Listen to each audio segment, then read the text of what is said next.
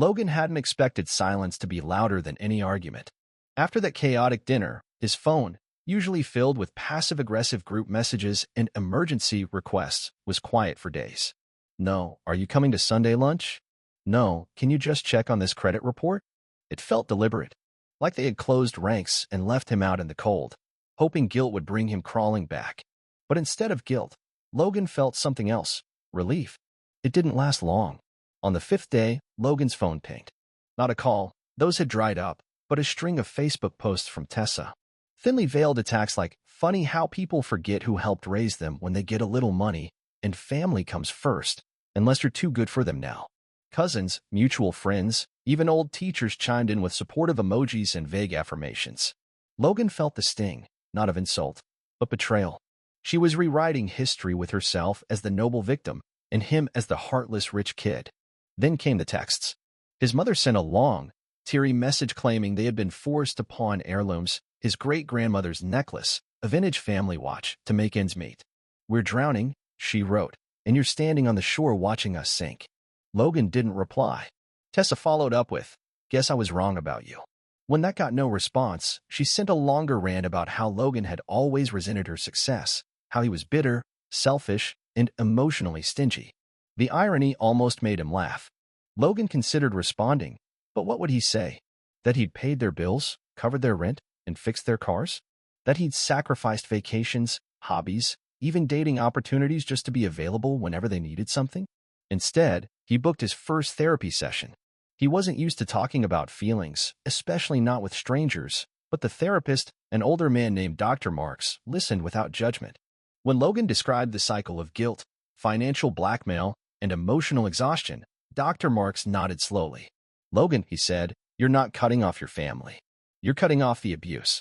It was the first time someone framed it that way. Still, the pressure didn't stop. His cousin Madison texted to say, your mom's been crying every day. Don't you care? His Aunt Cheryl tried to mediate, calling Logan the bigger person and suggesting he just apologize and clear the air. But apologize for what? For saying no to $155,000? The final straw came in the form of an anonymous message. You'll regret turning your back on blood. Logan couldn't prove it was from Corey, but it had his immature, threatening tone. He blocked the number, screenshot the message, and added it to a folder titled, In Case Things Escalate. He wasn't just drawing a boundary anymore. He was building a wall. Logan had never created a spreadsheet with emotional value before. Yet here he was, staring at the flickering cells of a Google sheet titled Family Contributions Verified. It felt both ridiculous and sobering to have to calculate how many times he bailed Corey out of overdraft charges or how many car payments he'd covered for Tessa when her business expenses mysteriously drained her account. As he scrolled through credit card statements and Venmo transfers, the numbers told a different story than the one his family was spinning online. Over the past 5 years, Logan had transferred just shy of $72,000 to various family members, mostly to Tessa and Corey, with smaller bits to his parents under the guise of help with groceries or the water heater's gone again. But every amount came with a promise. We'll pay you back when things get better. Those repayments? A grand total of $0. He didn't need the money back. That wasn't the point. But seeing it quantified changed something in him. For so long, he had convinced himself this was just what families did, support each other, lift each other up. But now, faced with the data, he saw it clearly. It wasn't support, it was exploitation.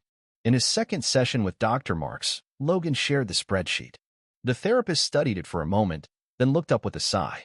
Do you know what this is? He asked. Logan shrugged. Evidence? It's a pattern, and patterns don't change until the people in them do. The words echoed later that night when his mom called from a new number. Logan let it go to voicemail, then listened. Her voice cracked with practiced emotion. Logan, I don't understand what's happening. This family needs to stay together. You're breaking us. You're supposed to help hold this family up, not tear it down. He saved the voicemail and added it to the growing family file on his desktop. A few days later, Logan received an official-looking letter with no return address. Inside was a handwritten note in Corey's messy scrawl. Mom and Dad say you've been saving a lot. Maybe it's time you pay your dues before someone makes it messy. Beneath it was a crumpled printout of Logan's LinkedIn profile with his salary estimate circled in red. It was a veiled threat, and Logan knew it. He booked an appointment with a lawyer the next day. Jennifer Lindstrom specialized in digital harassment and family estate disputes. After explaining the situation and sharing the letter, voicemail, and other documentation, she offered a look he hadn't expected, concern laced with admiration. "You've already done most of the heavy lifting," she said. "But we'll file a cease and desist to get ahead of this. If they escalate, we'll escalate." It was the first time in weeks Logan felt like someone was truly on his side. Meanwhile, he scaled back contact with mutual family connections. Group chats? Muted. Cousins reaching out just to check in? Ignored. A few sent guilt bombs like, "Don't punish the whole family for a few bad apples." But Logan wasn't punishing anyone. He was preserving what was left of his mental health. One night, he found himself scrolling through old photos. Birthdays, camping trips, holidays. There was a shot of Tessa at age 10, giving him a high five after he'd helped her finish a school project. Another of their mom braiding his hair for Halloween when he dressed up as Simba. These weren't the people who'd sent threats or weaponized guilt. But nostalgia was dangerous. It softened the edges of pain and made abusers look like victims. He closed the album and reopened the spreadsheet. By the end of the week, he had made 3 decisions. He would cut off all financial access. He would no longer engage with manipulative messages. He would start drafting a written personal boundary statement, just for himself, to clarify where the line now stood. And for the first time in years, Logan slept without waking up in the middle of the night checking his phone. Logan stared at the email for 5 full minutes before moving his mouse. It had slipped past his filters, subject line clean, no suspicious formatting, but the sender was unmistakable. CoreyHarper112@gmail.com. The message was short. "Hope that therapy's teaching you how to betray your own blood. Remember, family doesn't forget." He didn't respond. Instead, he forwarded it to his lawyer, Jennifer Lindstrom, with a single line, "More of the same." Her reply came within the hour. "Got it. Logging and archiving. Let me know if this escalates to in-person contact or workplace interference." Workplace. That word hit harder than expected. Until now, Logan had kept his professional life as separate from family as possible. His job at Lumitech, a mid-sized, highly respected consulting firm, was stable, insulated, and free from drama. Or so he thought. That changed when his team lead, Mason, stopped by his desk with a raised eyebrow. "Hey," Mason said carefully. "We got a voicemail from someone claiming to be a relative. Said you were going through a mental episode and might be a risk to our client data." Logan's heart dropped. "What? Relax. We know it's BS," Mason said. "But we have to document it. I'm telling you as a courtesy before HR follows protocol." Logan spent the rest of the day numb. Corey, or someone else in the family, had crossed a line, and they were trying to undermine his career now. Quiet retaliation was no longer enough. He booked a same-day appointment with Jennifer. "This is exactly why I said document everything," she said. "Let's get a formal cease and desist filed. If they escalate again after that, we'll go straight to restraining orders." That night, Logan sat in the quiet of his apartment, letting the words sink in. Restraining order. It sounded dramatic. Extreme. But wasn't that exactly what his family had been? Dramatic, extreme, manipulative, willing to risk his career just to make a point? He started drafting a personal, no-contact protocol, just for himself. A document outlining what he would and would not tolerate going forward. No unscheduled calls. No contact through third parties. No passive-aggressive social media posts. No access to his employer, landlord, or personal network. If anyone violated these, they'd be cut off, permanently. No guilt, no apology, no second chance. Still, a part of him ached. He remembered helping Tessa build her first apartment's furniture, driving Corey to and from community college when their parents were too busy. He remembered buying groceries with the last $20 in his account after their mom's card got declined. But those memories were one-sided. His acts of love had become their tools of leverage. The tipping point came when he opened LinkedIn and saw that someone, Tessa, most likely, had viewed his profile over a dozen times within 3 days. His profile photo had been screenshotted. A week later, he noticed a fake Facebook account using his name was liking strange, extremist posts. Jennifer filed a report with platform security teams and advised him to lock down everything: accounts, privacy settings, even mailing address forwarding. Digital harassment often precedes real-world damage, she warned. By now, even therapy had changed. No longer about sorting feelings, Logan and Dr. Marks were working on detachment exercises. Emotional disconnection. Letting go of the idea that family should be immune to boundaries just because of shared blood. You're not the same boy who needed their approval, Dr. Marks said. You're the man who survived without it. For the first time in his adult life, Logan allowed that to be true. He also drafted an email, never sent, just for himself. A letter to his family explaining everything, why he said no, what they took from him, and how their version of love had always come with strings. Writing it was exhausting. But when he was done, he closed the document, encrypted it, and filed it away under a new folder. Closure, do not open. Logan had always believed that cutting ties with your family meant failure. A failure of communication, of compassion, of some deeper bond that society insists cannot and should not be broken. But as he sat at his kitchen table reviewing a list of workplace HR policies, digital safety protocols, and the growing legal folder marked family harassment, active, that belief was starting to crack. It wasn't failure. It was cost analysis. Dr. Marks had given him a simple framework at their last session. Does this connection cost you more than it brings you? Emotionally, mentally, professionally. The more Logan applied that lens, the clearer things became. Emotionally, he was drained. Every interaction, even silence, felt like holding his breath. Checking texts became a gamble. Was it a cousin pretending to play neutral? A new anonymous account with vague threats? Or worse, his mother's voice begging him to just talk, only to guilt-trip him into submission? Mentally, he was on edge. His sleep was fragmented. His concentration at work suffered, not from laziness, but from the background static of dread. The expectation that something else would go wrong, that another line would be crossed. Professionally, he was lucky to have understanding leadership at Lumitech, but that didn't mean his reputation was bulletproof.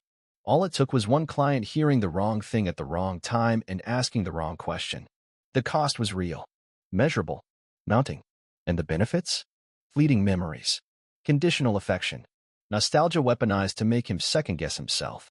He started journaling it all, not like a diary, but like a ledger. Date, incident, emotional cost, recovery time. August 3rd, Tessa tagged me in a post about fake people who use therapy as an excuse to be selfish. Logged 2 hours of spiraling, no response sent. August 6th, Mom left another voicemail crying about how her son hates her. Took 45 minutes to emotionally recenter. August 10th, Corey messaged my ex on Instagram asking if I was spiraling. She sent me a screenshot. Took half the day to emotionally stabilize. By mid-August, Logan had filled 3 pages. He emailed a copy to Jennifer and Dr. Marks. You're doing the hard work, Jennifer replied. Keep documenting. You're building a foundation in case we need a protection order or long-term injunction. Dr. Marks's feedback was more philosophical. You're not just collecting data, he said. You're reclaiming your narrative.